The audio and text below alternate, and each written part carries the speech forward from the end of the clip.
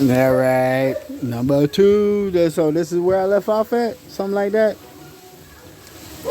And that's my compost pile. And then a little mango right there. I mean papaya. Bird got that one. Yeah.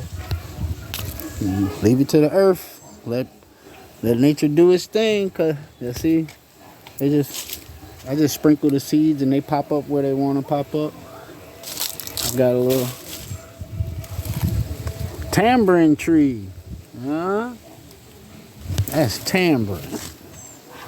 For those that don't know.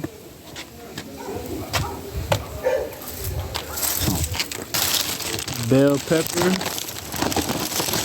watermelon, two different, I don't know if it's two different types, but I know it's supposed to be yellow. And this is a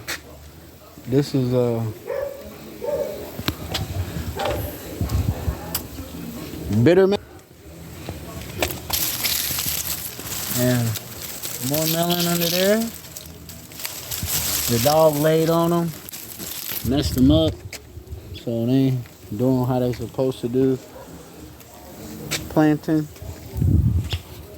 You know, I got some cutting to do. Clear the area. Another type of melon. I'm gonna have a little melon on there. Chub and bird, it wasn't even nowhere near ready, and the bird grabbed him, took advantage of him. But yeah, it's the stroll around the crib. This stuff here is gonna be the coverage for the shower area. Some house plants, yada yada.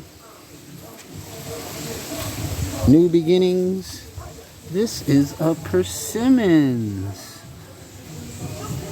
And sugar and fever grass or lemongrass, whichever one you want to call it. Type of melon again. Emma was thirsty. Some little mini eaters in here. Ready for some water. I have a bunch. One, 2, 3, 4, 5. I'm gonna have like 5 or 6 papaya plant there, and lizard ate them motherfuckers. But you know, that was a tomato.